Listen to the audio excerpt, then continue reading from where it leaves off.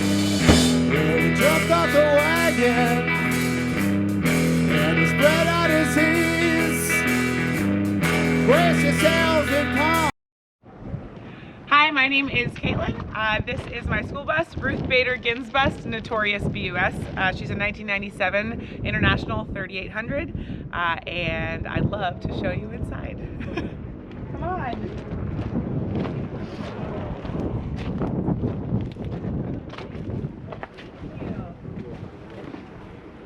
I like how you combine the door. Thank you. I wanted to keep the door handle so I could still open it up like a school bus door because I thought that was really fun and nostalgic, but I wanted it to have a better seal. So we combined the door together and then added some decorative wood on the outside. Yep. My bus was built in just about a year and a half on all weekends. I built it with my dad. We decided that, you know, I wanted to live tiny, and I bought this school bus in Arizona and then drove it up to Washington, and he helped me with the conversion. He works in the marine industry, so all of our technology and whatnot is marine based or marine solutions. So we affectionately call this the school boat because it is wired to ABYC standards, even if that is overkill. But I'm really proud of it. I love it. So a lot of people, when you're building a bus, if you think boat, then you start thinking, okay, every little cubic inch of storage, how can I do it? It's a great way to do it. Our wiring is definitely overkill, like really thick insulation, but is something that we were really passionate about, being safe on the road. Obviously, we know that there's lots of different buses that have electrical issues because people do it when they don't have experience. So I am really grateful and feel really lucky that I had my dad on my side to help me build that stuff. I'm starting when I wire buses, I'm using extension cords now. Yeah, makes sense. They're stranded wire. They're very well protected, and not that much more expensive than, you know, the other options that aren't as good. So. Yeah. This area is my living room, office, guest bedroom, dining room. You know how everything's a million different functions. I have storage under this dinette area. This also pulls out and turns into a twin size bed. I repurposed some slats from an old IKEA bed to turn it into twin size bed, and then I just have random storage underneath. My table I made as an epoxy resin table. It was my first time trying epoxy resin. It was challenging, but it turned out pretty good. And this table kind of rotates and articulates up and down as I need it, and can store in there when I want it out of the way, but it usually stays up most of the time. Let's see, I opted for more sitting space than bathroom space because I like to lounge, I like to entertain, I like to have people over. So down on this side, I just have a toilet closet. I don't even call it a bathroom because that would be overselling it. Yeah. It is a homemade compost toilet. On the side, I store my toiletries and then my sawdust and peat moss and toilet paper and whatnot. And that's just a standard compost toilet with a urine diverter and a bucket, as well as other storage for toiletries and whatnot. I usually live pretty close to the city, and so I go to the gym a lot. I play professional ultimate frisbee with the Arizona Sidewinders. So I go to town a lot to the gym, and I just shower there because most people ask me that question, like, how do you shower? One of my favorite solutions is this is an RV shower curtain rod that extends for a shower, and we kind of modified it so that I could make more room in the bathroom, but also tuck it away out of the way, and it wouldn't be obtrusive. Sure. On this side, I have my dual pantry and closet. You'll have to forgive me, it's a little messy. The closet is going to need some remodeling because, as everything in the tiny world, it gets remodeled all the time. So this is my pantry with built-in slide-out drawers. We opted not to do any framing, so we just have 3/4 inch ply for the walls because space, and so that's why we built this door the way that we did. This is my closet. It is chaos right now, but I will eventually end up building shelves in here, and then I just hold it open and have a full-length mirror inside. Sure. On this side, I have my kitchen. Once again, I opted for a little less bathroom, pantry, closet space in order to have a large kitchen space. I love to cook. We repurposed this butcher block. It came from the Restore 20 years ago, and we had it in our house in my mom's art room. And so I decided to liberate it from that life and put it into my bus. And then we found this copper sink at a thrift store as well. I love copper. I incorporate it in as much of the build as possible. Oh, I noticed the handrail coming in, the curtain rods. Yep. I have copper at the front of the stairs as well. I just love copper. I think it's really just such a cool look. So the sink is very small, which makes me do my dishes really quickly, so that's good. That's why I put copper screens on my bus now. Oh yeah? Oh, you have to see those. Oh, I can't wait. Underneath I have just a 5-gallon gray water bucket. I use biodegradable soap so that I can dump it, and I have a food catch in the sink. That way I can kind of dump my gray water wherever, and it helps me conserve water because it doesn't go to a tank that's just under the bus. One of my favorite weird solutions on the bus was this drawer here. You know, most people have a false front on their sink, but because my sink was so narrow, we were able to repurpose this drawer and turn it into a toiletries drawer. Toothpaste, toothbrush, you know, makeup, hair stuff, right, slides right in, which I love that part.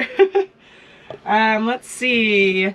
Over here I have a standard 2-burner propane stove.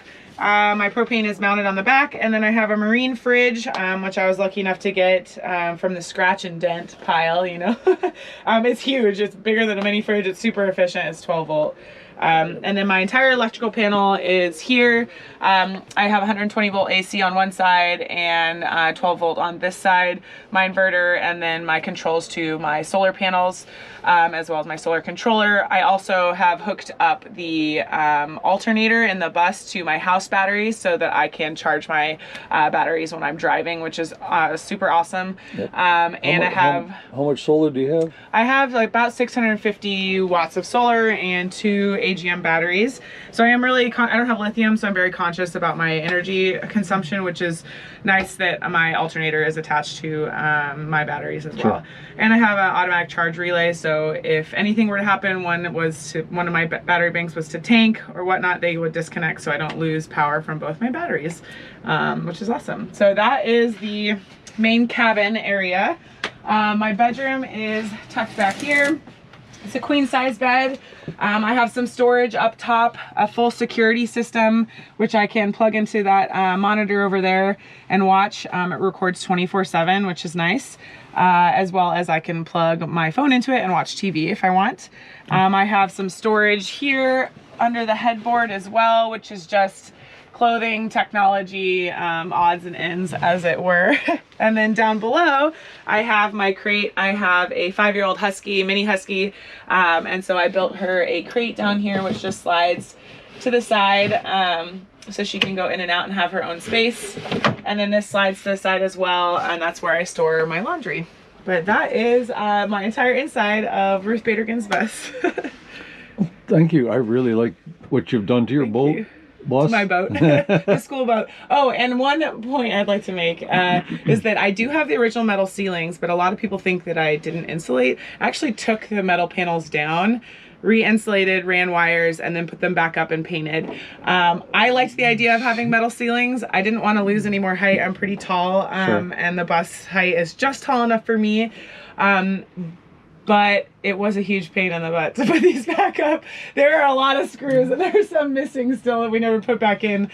But I'm really glad we did that because, and then I painted it with epoxy paint, so it's nice and tough. But being able to put stuff up with magnets, like my fruit hammock, literally my plants, coats, anything, blankets if I want to hang it up and seal off an area when it's cold or hot, it's been really helpful. And I know some people have a problem with keeping metal ceilings. I say if you want to keep them, more power to you, but you should insulate. But if you have good enough ones like I did, mine were in great shape. They just need to be painted. So we were able to put them back up. It was really hard to put up though. They were really hard to put up, but yeah, they were worth it. You need like 8 people to make it easy, make it almost easy. Yeah, I have some time-lapse videos of my father and I putting them back up, and it's just us holding it with our heads and pushing it and squeezing it and tucking it in. I had enough trouble putting Luan back up on the ceiling by myself. I wouldn't even try to wrestle metal, but it ended up working out really well for us. And now I know where all the wires are running through the ceiling.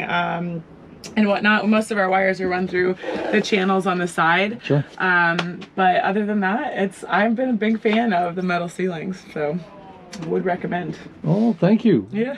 And if people wanted to get a hold of you, ask questions Sure. On social media. Yeah, I just have an Instagram. You can follow me at Girl and Husky, spelled exactly how it sounds, Girl and. Yep, and I think I got a Husky. shot of that in the very beginning of the Perfect. video. Yeah, I so. don't have YouTube or anything, but if you want to ask me questions, I've highlighted my entire build in the highlights of Instagram, and I'd be more than happy to share what we did. Cool. The entire bus is reclaimed wood except for the cabinets. Everything we either had already or we picked up from the restore salvage stores.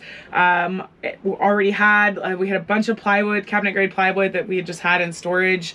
I was lucky enough to be in an area of Washington where all of my neighbors had a lot of live edge and extra cedar and whatnot. So it really was a village came together to help make this bus happen. Yep. I really think people can make their dreams come true with buses without having to buy a lot of new stuff. You just have to be very savvy thrifters, which is what we were. All of this wood was picked up from the side of the road from a cabinet shop. It's just the jackets from big beams of wood of Douglas fir. It's just the jackets that were stripped off. Oh, okay. As well as the boards that were up here at the front and back were all from the same place, just on the side of the road. And then we had a lot of cedar trim that my dad had laying around that we were able to incorporate into the bus. But yeah, Cool. And all the copper came reclaimed as well. We found it all at salvage yards. And my roof deck, I have a steel roof deck that came from an old work truck that we found yet again at a salvage yard and rehabbed and then wenched up and dropped on top of the bus. But yeah, that is basically Cool. the tour of my. Well, I'll definitely be looking up on Instagram if for no other reason. I want to see putting the ceiling back. Oh yeah, in. I'll send you the highlights specifically. There'll It be a was lot pretty of chaotic. if I comment, it'll probably be Yeah. It was pretty So. funny, but it worked out for me, and I really love having. I think the benefits of having the metal ceiling Oh, yeah. far outweigh the look of wood up above. So I'm glad that I kept. Yeah, it was them. only painful when you did it. Yeah, it was only Yeah, painful when we did so. it, and when I was painting it because paint was everywhere. But Yeah. other than that, easy peasy, right? All right. Well, thank you. You're very welcome.